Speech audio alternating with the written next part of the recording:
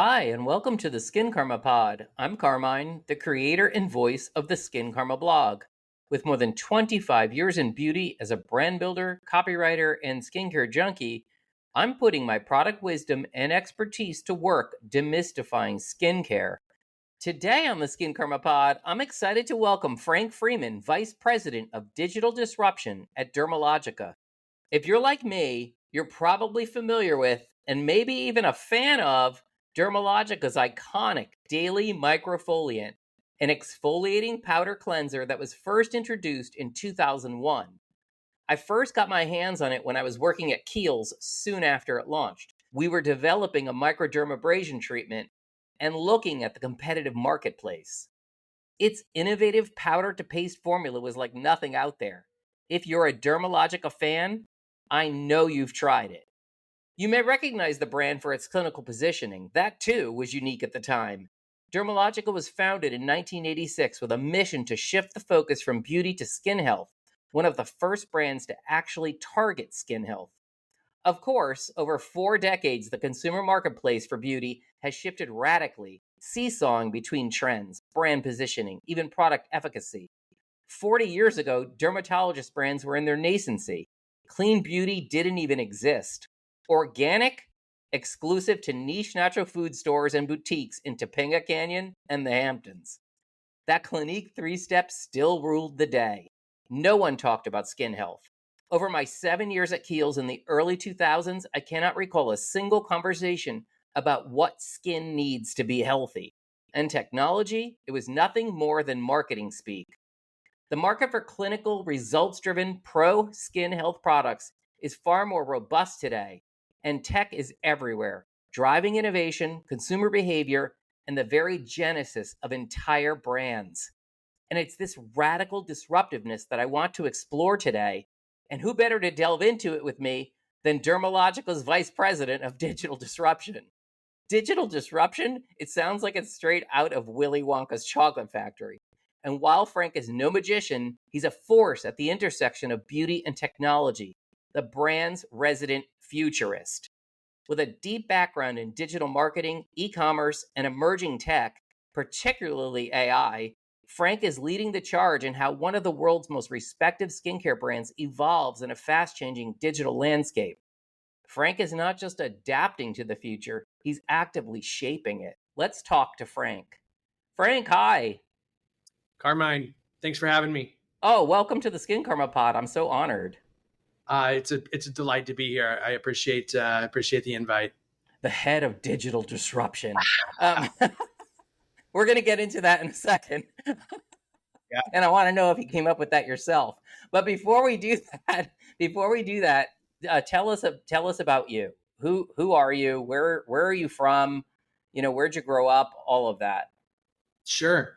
Yeah. So I'm from Akron, Ohio. So I'm a Midwest guy at heart.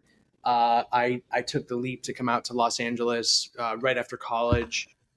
I was pursuing a career in music. I'm a bass player. Wow. And I came out here to chase the dream of being a rock star. Did some cool things in the music industry. Checked a few of those boxes that 17-year-old Frank dreamed of doing. The TVs and radio, labels and tours and all the things. Yeah, at around age 25, I realized I wanted something more and different, and I was ready to take a leap. And I think the analytical side of my brain was a bit starved for a bigger challenge. So I took another leap, and I went back to the other coast, and I did a master's program at Harvard that was strategically positioned for me, at least, to make a career transition from what I had been doing in music to more what I do now, building technology. And so I dove in. I took courses in UX design, computer science, statistics that was way over my head at the time. And so this is really where the initial sparks of data-driven personalization and AI really started to, so when I was learning to code in Python, it was all in the context of data-driven personalization particularly for the education space. So I was making technology for the classroom and for for at home learning. Um, so yeah, I came back to LA after that and was recruited by Dermalogica, and it was I didn't know anything about skincare. I Oh think I was yeah. washing my face with soap and water at best on Yep. a I good was the day. same. I knew nothing about skincare when I started in skincare. Nothing. Really, Yeah. yeah. Yeah, so it's I was a little bit hesitant. I said, I don't know, the Mm-hmm. skincare industry, that is just not Yep. me. Yep. And yeah, I thought, you know what, I'll have an open mind. And I was interviewed by the CEO, Aurelian Liss, and he seemed really bright and capable, and just seemed like an interesting fit. I took a leap again, and the rest has been history. I've been with Dermalogica for 8 years now, and Mm. it's been a great fit for me, and it's been great to grow my technical chops in the context of such an iconic skincare brand. Yeah, for sure. I bet you never go to bed now without washing your face, right? I've got a 4-step routine before I go to bed, Carmen. I There's can. involved and I went it's from Stridex pads. I think I went from Stridex pads to managing a cosmetics department in LA, mind you. I think you know that, right? Like I got my yeah, start in beauty in LA. Yeah. Oh my yeah, god. yeah. Well, a quick plug. Mhm. Um, if you haven't tried our daily microfoliant. I talked about it in the intro, which you didn't hear yet. Oh, Totally. That was my first experience with the brand. Hold it up. and You have it with you? I've got loads of it in the other Oh, room. no, that's fine. I don't have it on my person right Yeah. now. My bathroom is stocked, so I'm thrilled that you have that product. And yeah, Yeah. That the stuff game. was amazing. We were when I think I told you that I was in-house at Kiehl's for Yeah, 7 years, and we were working on the development of a separate, like, kind of dermatologist focused sub brand. And one of the initial 3 products at launch was a microdermabrasion. And so we went out into the market to find, what other brands were doing. And the only product I remember was that one in that mm, kind of competitive deep dive. And I was kind of obsessed with it from the start. I quickly learned that it's not a good idea to use it in the shower because once the powder gets wet, it's kind of ruined, right? yeah, But it's amazing, and I love the way you can. For people who aren't familiar with it, it's a powder cleanser that kind of turns into a paste, um, depending on how much water you add to it. So it can be more exfoliating if you add less water, add more water, and it's like a creamy cleanser. It's fantastic, and I love using it before I shave. yeah. I don't use physical exfoliants except on my beard area, and that's my product, my go-to product. Fantastic. Yeah. All right. So now that we've done that little dermalogical plug, and you know that I'm a big fan, um, let's talk about your role as the VP of Digital Disruption. I mean, I talked about how it sounds like something that a role at Willy Wonka's factory. Uh, did you come up with that yourself? When I first started at Keels, we had no titles, and I was the senior copywriter. And I went into my marketing director, and I said, I want to change my title and I want to put it on business cards. And she's like, what do you mean you want to change your title? And I said, I want to be very senior copywriter. Yeah, I did make it up, You did. and Okay, good. yeah, so it was 6.5 years ago. Hmm. My first role with Dermalogica, I was the ed tech guy. So I came from that background of making technology for the classroom. Yeah. And so the bridge to Dermalogica was, we at Dermalogica provide training for professional skin therapists, estheticians to 100,000 folks a year Mm. through the channel. Going back about 8 years, we had a need to leapfrog kind of where we were with online learning to something more modern. And so that was my first objective. And so when I joined, I was the director of learning sciences and innovation. So a title Also I kind of cool. yeah, a title I definitely made up. Uh huh. Uh, yeah, and then after some early wins and reaching our objectives, my role expanded, and we saw the opportunity to do something broader to reach our consumers. And so yeah, digital disruption was something I made up. And yeah, it's funny. It's a term that has gotten more traction since then. But Have you it's not met what other digital disruptors at tech conferences? I haven't, but I've you hear the term, and I see it around, and it's but yeah, it's a fun role. My my role is broken into three different buckets. Hmm.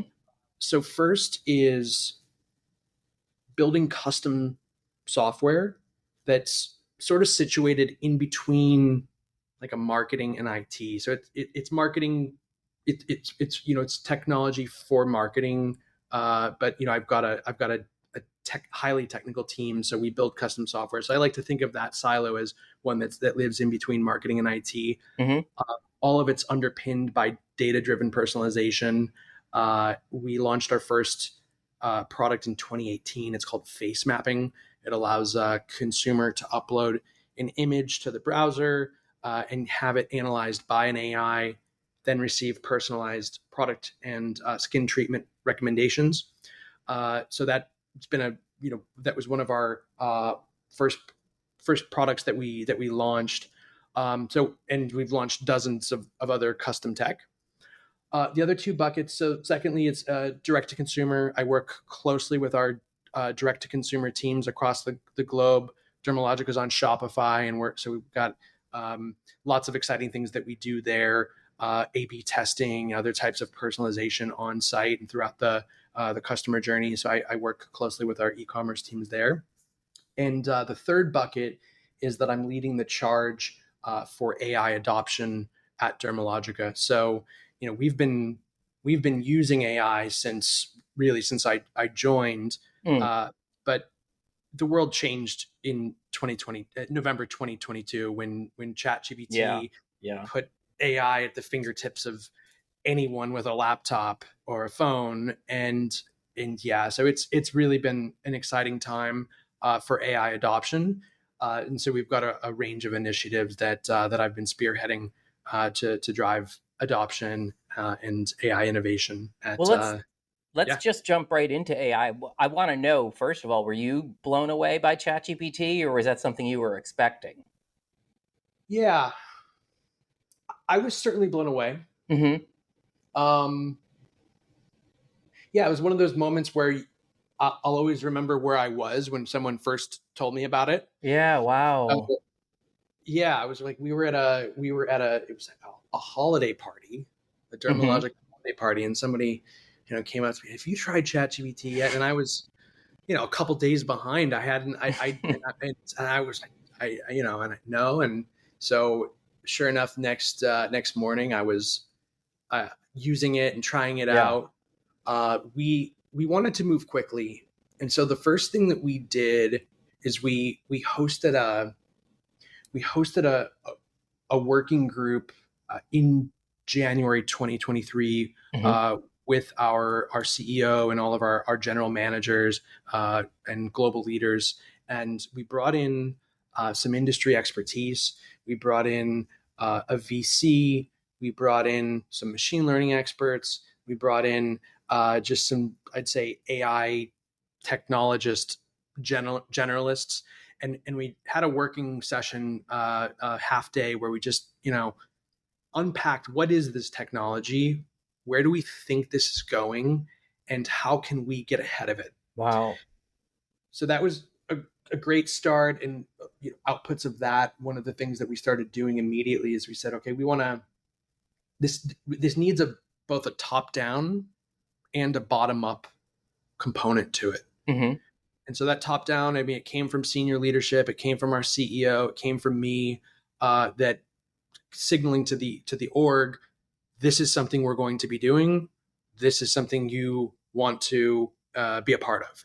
Hmm. And we identified several key projects that we wanted people to lean in on. And then we also said, we opened it up and said, we need pioneers. We need people to dive in, try these things out. There's no way I can Yeah. keep up. Yeah. Any one person can. So we had people throughout the org volunteer. We gave them paid GPT accounts, and we said, "Go innovate." And so we provided that structure and gave them that charge, and they ran with it, came up with use cases, and what we then did is spread those use cases through playbooks, through demo sessions, and yeah, it's been an exciting couple of years seeing the sparks emerge, and really seeing people throughout the org lean in and do some really cool things. Yeah. I mean, it's kind of like it's empowering in one respect, and it's, for a lot of people it's scary. And I remember my first experience with it was more than likely on one of two tech podcasts. It was either Hard Fork or Pivot with Scott Galloway and Kara Swisher. And I remember hearing Scott Galloway talk. This was probably uh, around that same time that you were having your summit in early 2023. I remember him addressing the idea, the fear that it was going to have a deleterious effect on people's careers, and specifically people in creative at the time. Obviously, for coders, it has a different impact in a different way. And he said, in particular for writers, and then I was like, oh my god, he did not just talk about me. um, this must be serious.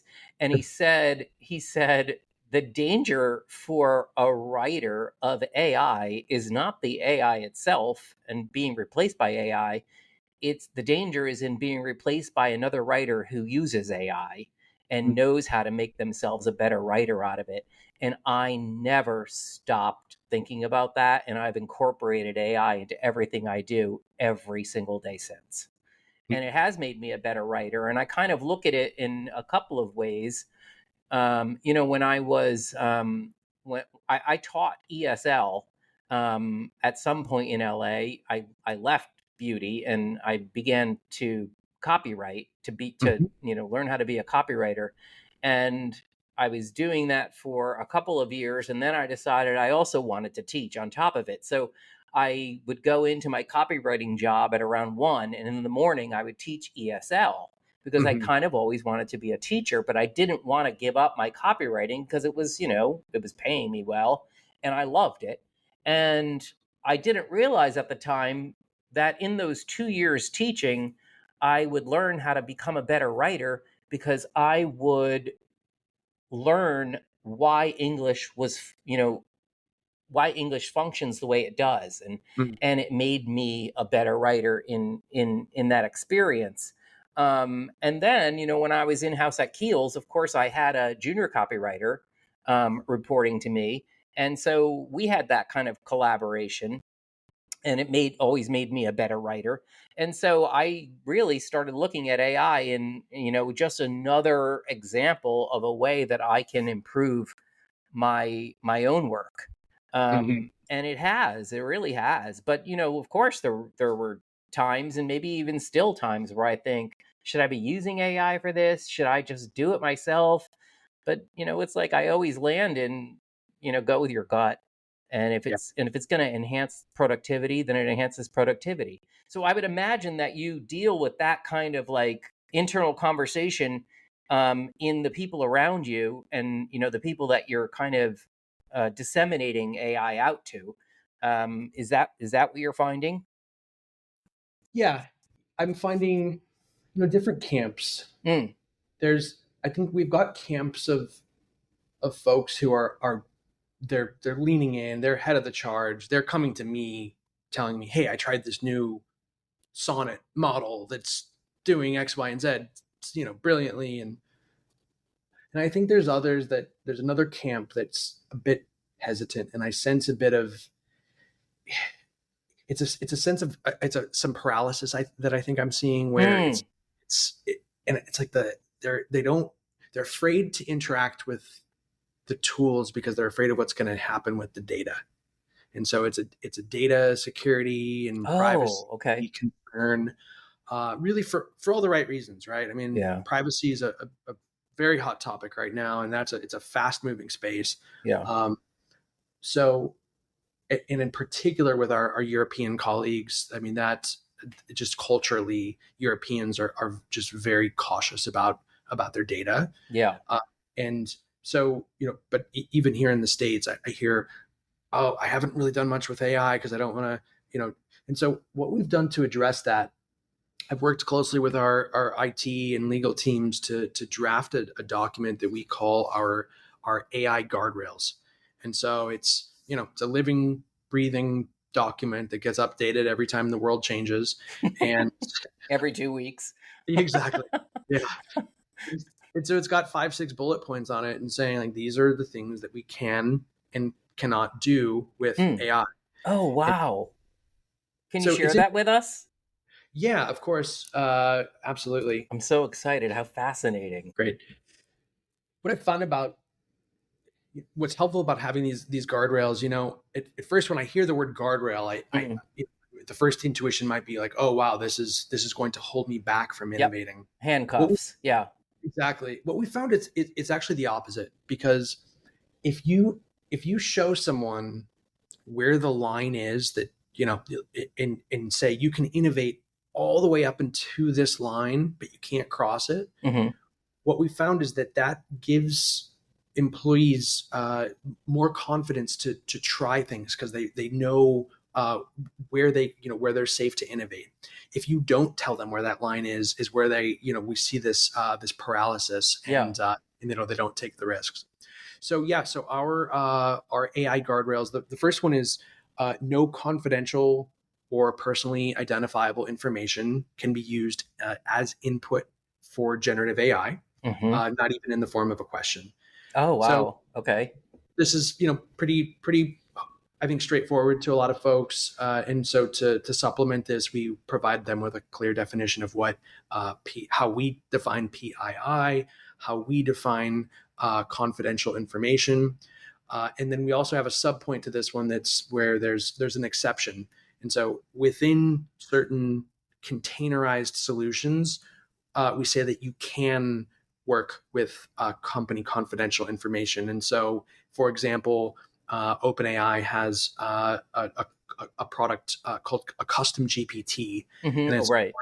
it's a form of containerized AI where you can explicitly say, "Do not use this data for training purposes." So that's Right. the first one, along with a subpoint. Hmm. Um, that sort of is a good segue to the second one, which is always opt out of having the platforms use your data for training. So some of the platforms do this by default. If you have a paid account, others you have to go into the settings and manually check.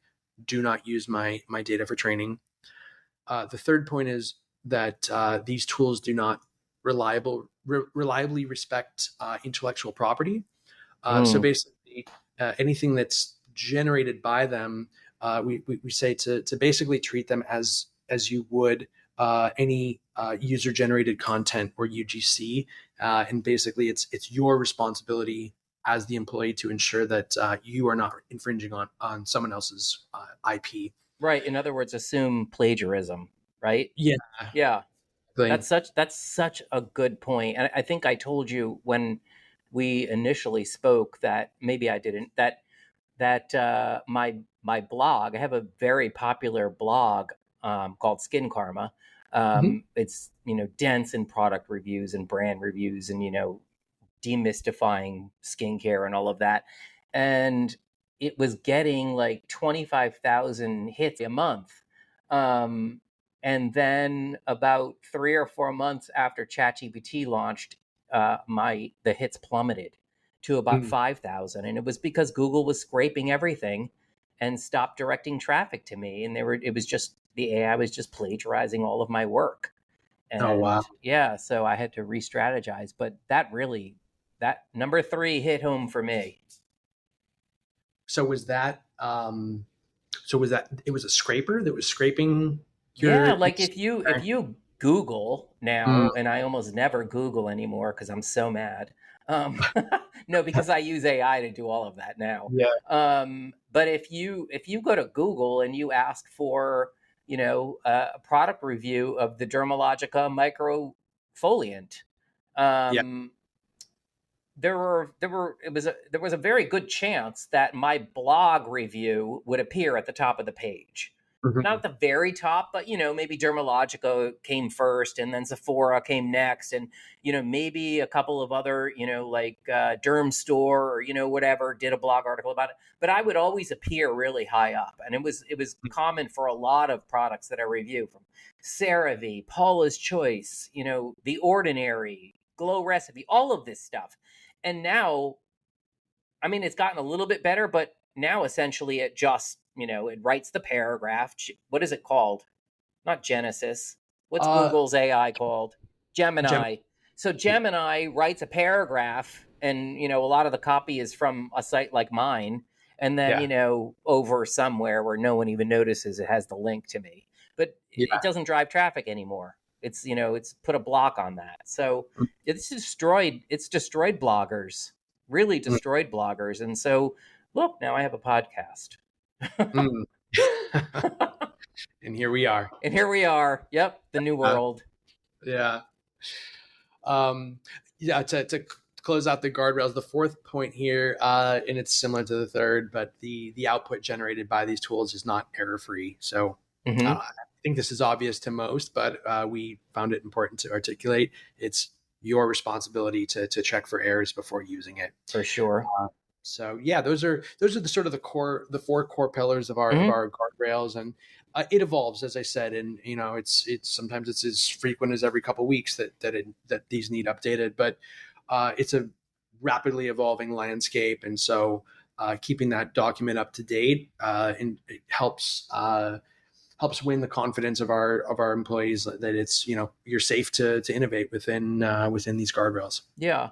So, I always wonder, especially in an organization the size of yours, one of the driving forces behind AI, like the whole proposition of AI, is that it increases productivity, and it will increase productivity, and it's going to make us all more productive and more efficient. And do you find that there's a measurable increase in productivity, or is it you're just expanding the business and the way you interact with customers?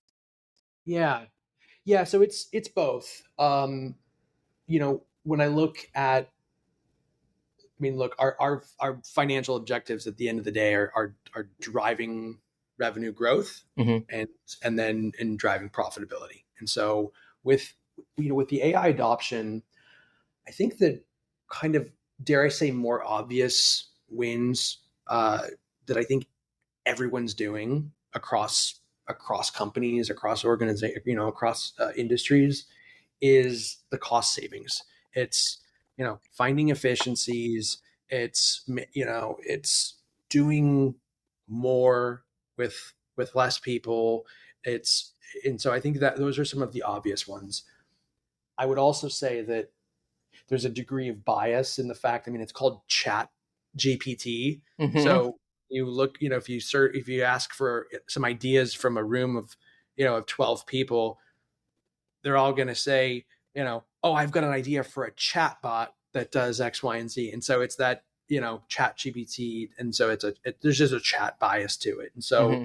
Right. uh, that, that's, that people don't see its utility beyond that. yeah, exactly. Um, on growing top line sales, generating demand is a big strategic priority for us for this year, and so it's working with creators in new ways. It's getting ourselves out there in new ways as well. And so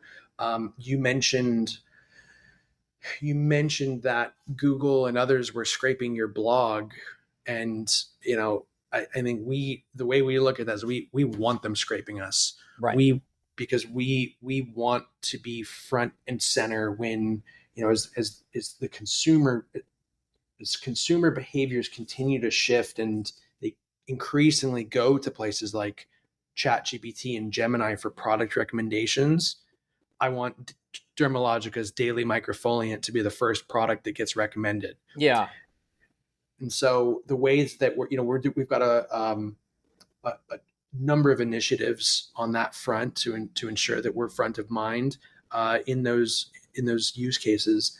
And so it's a lot of it's traditional SEO best practices, but some of it is new and different, and it's those new and different where I don't know we're making bets and taking probabilistic approaches of saying, hey, these are some places on the digital space that we want to be. We want to be talked about more, and so we're identifying where we want people talking about us, and then Yeah. we're using AI to pump out more content to get people talking about us. So that sparked something just now. I was listening to I think it was a beauty podcast the other day, and the guest on the podcast was talking about how SEO has shifted, and it was related to press releases, and that's why I was like, and I my blog is SEO'd, and I feel like there's two things going on in my blog. I have really good relevant SEO in my blog articles, but then my blog articles are also content rich, and Yeah. so the AI is or Google, whether it's AI or not, is picking up on that. But she was talking about press releases and how press releases kind of died off for a while, and it's been years until very recently that I had written a press release for any of my clients. And the point behind that was that you want your products being talked about in legitimate, authoritative blog articles or newspaper articles or trade magazines online. And so, is that accurate? Like, does that ring true for you? Like, has that shift really happened? It's very much in alignment with how we're thinking about it. So yeah, I mean, we've got a couple different tools that we're using to try to understand, one, how are we doing? How are we benchmarking in terms of Mm, volume in mentions in places like ChatGPT when yeah, people are looking for skincare recommendations, and then so there's that volume side of it. There's also the qualitative side of it. What's the general sentiment with which these models are talking about us? So uh, so we've got those benchmarks and we've got sort of a signal of where we want to optimize. And hmm, you're spot on. One of the core pillars of these of that initiative is indeed to press releases, and it's expertise, it's authoritativeness, trustworthiness. So it's the EAT paradigm of traditional SEO is yeah. I think super important today as well. It's fascinating how that dynamic shifted and then shifted back. And I think there was a time, and you would agree, I'm assuming, that most brands were just tricking Google with dropping in words. And Yeah, an article didn't even need to say anything. It just needed to have the right trigger words. yeah. Thinking back to the keyword stuffing Yes. strategies in the '90s. Yes. Yeah, Yes. So and that's over. Now we're I, back to authoritative, genuine, like, yeah, expert. I think so. I think it's been over for a while because I Yeah. think Google and others. I think they quickly stamped out that I think they at one point they were actually penalizing Mm. that type of keyword stuffing. I'm not I don't have high level of expertise with SEO, but just from being on the periphery of it over the years, I know that they began penalizing How that. fascinating. Maybe I should just stop using SEO keywords and just write, Yeah, like forget about yeah, optimizing what I'm writing. It would be so much nicer. yeah. I feel like I turned myself into an SEO writer like Mad Libs, Oh yeah, right? yeah. Like, Yeah. I don't even know if I know how to write anymore without saying that such and such is the best Yeah, exfoliating powder for face or the best sunscreen for face or, for sure. Yeah, that we did some. We had a couple of things that we've been working on where with when I think about this concept of agents, it's getting a lot Oh of yeah, it's coming, that. right? Yeah. You want to Yeah, it's tell us getting. what that is a bit? Yeah, happy to. I from a high level, I think about an agent as sort of a multi-step, complex process or flow that likely gets repeated or scheduled over time Hmm. that I can sort of delegate to someone to go do.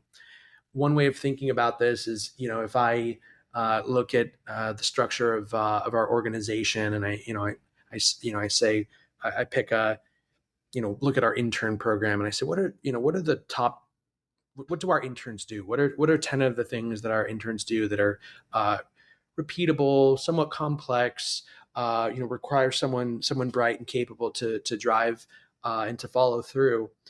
If I look at 10 of those tasks, I can sort of identify a handful of those and say, okay, this is a good candidate for an agent.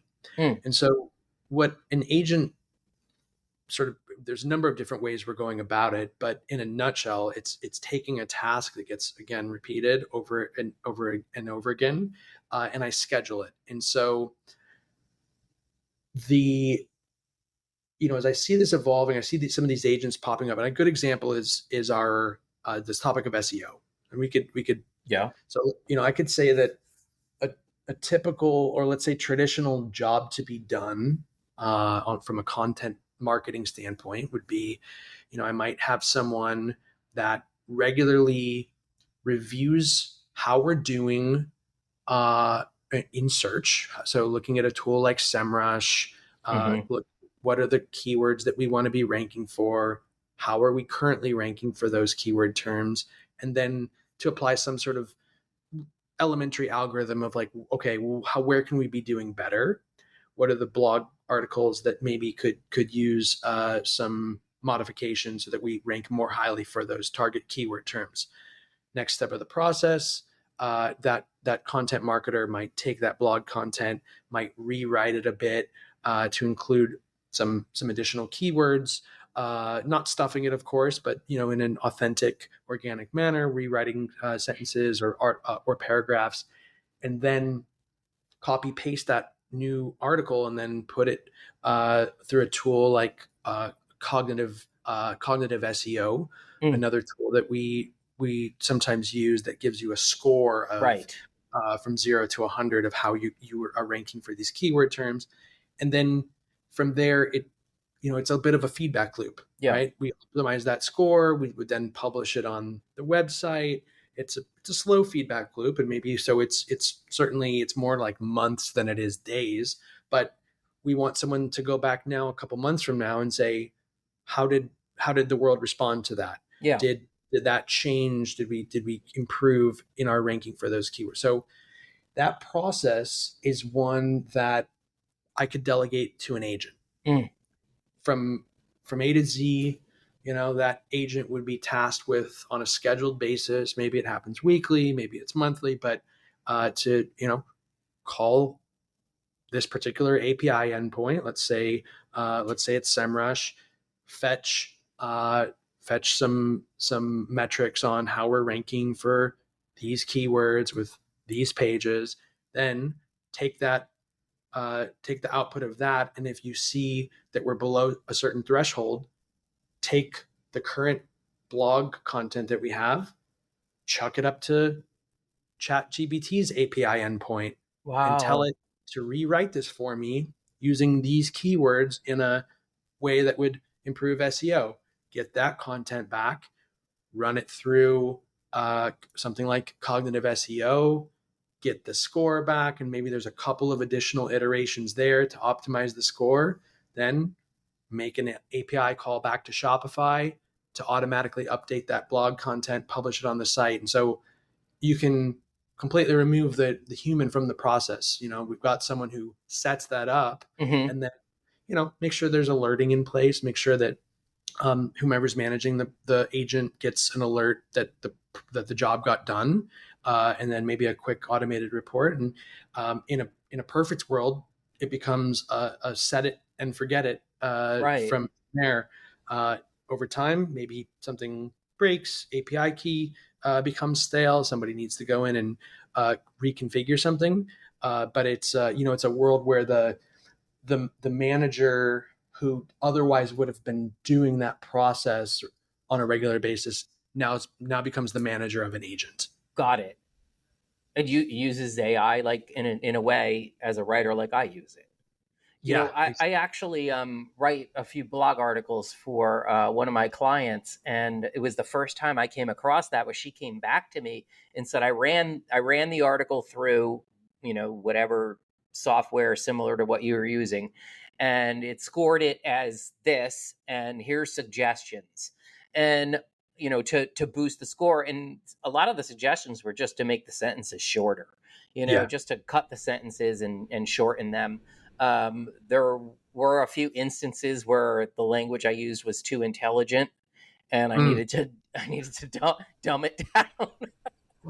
I needed to dumb it down a little bit, or my grammatical structure was too advanced, and the software wanted me to bring it down to like I think it was like seventh grade level, Yeah. and so I did that. But so are you saying like and so she gave it back to me to do. So you're saying at some point an agent would just do that instead of me, Yeah. cut Yeah. the sentences and cut the sentences and dumb down the English. That's so funny. I get accused.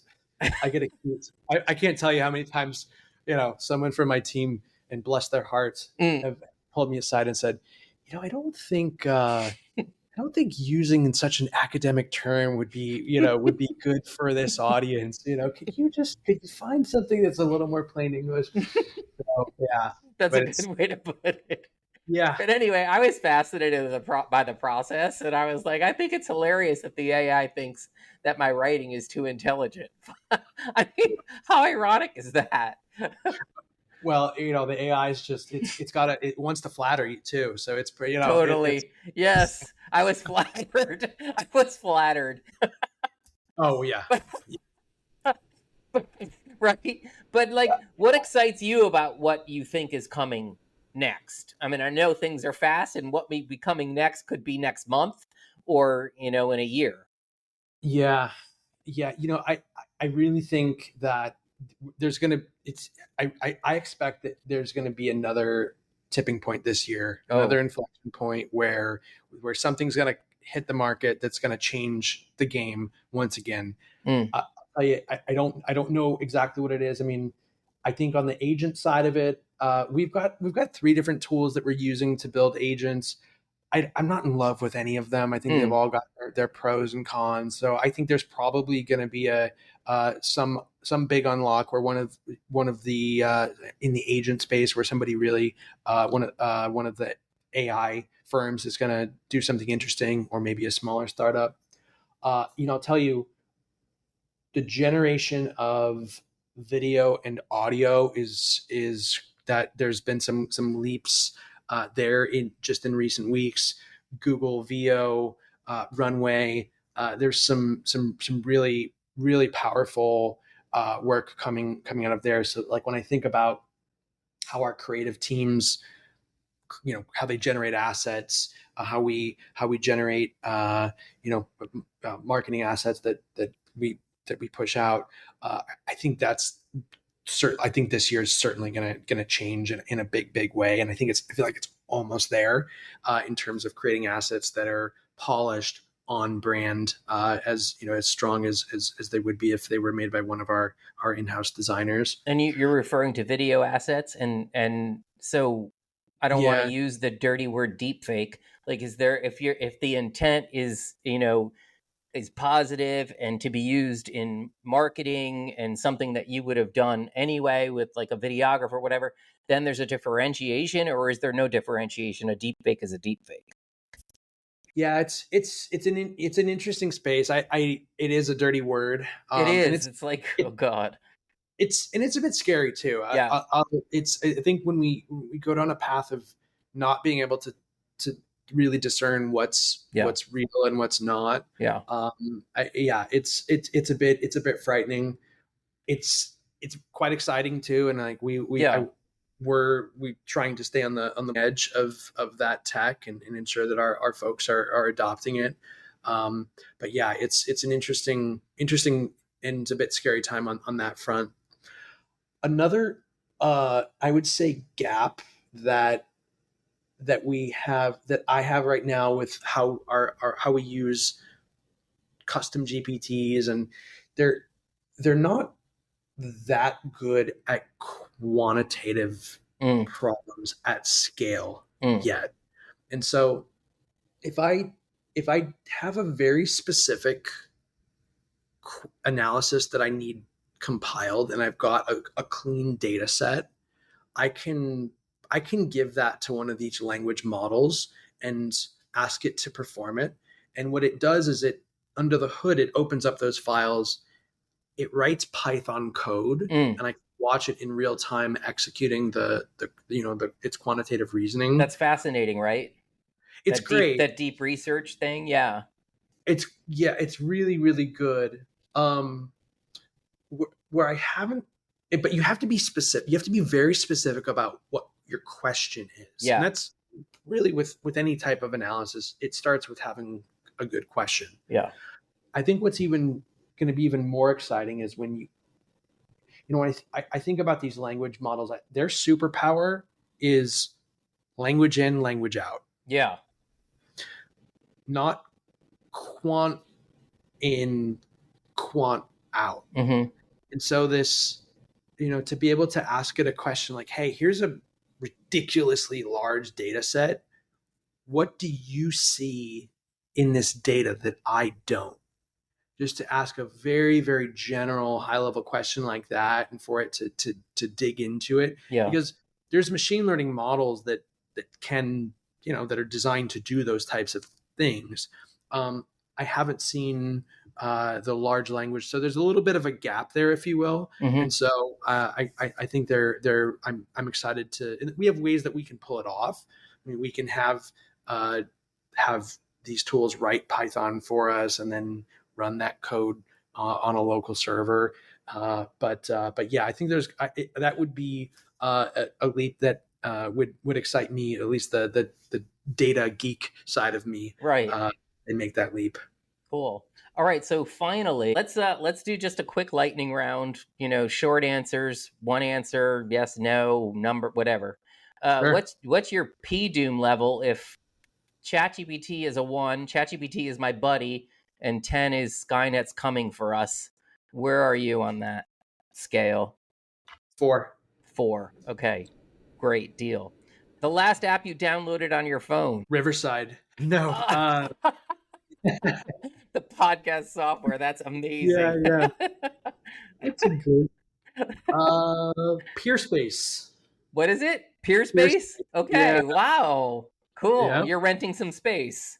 I rented a space last weekend for a video shoot that I did. Yep. It's so easy, right? Um, uh, what's one piece of beauty tech you secretly think is total fluff? Hydration reads that don't really read your hydration. Oh, right. Yeah, Fascinating. Okay. yeah. You can implant one piece of AI into your daily workflow. What's it doing for you? Cheat code. Oh, okay. What's the next right indicated action on the optimal path? Cheat code to tell me that. Okay, cool. The metaverse. I want in or I'm good out here. I'm good out here. Yeah, ditto. Most overused buzzword in beauty tech right now. Personalization. Oh, wow. Okay. Fast forward to 2040. What's the impact of tech and AI on skincare? We become timeless. We have 15 years to go. I love that. Yeah. Okay, and last question. This is my favorite. Neuralink, yay or nay? Interesting but scary. Yeah. Yeah, You wouldn't do I it? You wouldn't do I'm it? I'm a hesitant yay. Okay. I'm Yeah, down. I'm ready to yeah, go. it's an interesting moment there, but Yeah. I'm not ready. I'm That's not ready to be a The kid. Star Trek in me. The, Yeah, the Trekkie in me, I have to admit. All right, yeah. Frank, this was amazing. This was so fascinating. Oh my God. I only suspected it would be this interesting, but truly, thank you. Incredible. Super fun. Thanks so much, Carmine. Enjoyed the conversation. And, thanks for having me. Have a great day. So cool, right? Oh my God, I knew this was something that I have been dying to get into with an expert and an expert in beauty who's actually implementing AI and technology across beauty, and things are changing so quickly, and we have to get on board like I have in my writing. All right. Thank you for listening to the Skin Karma Pod. Find more insights, real talk, and reviews of my favorite skincare products on the Skin Karma blog at skinkarma.com. And if you're listening on Apple Podcasts or Spotify, please rate and review this episode. It helps me to reach more listeners. Ciao.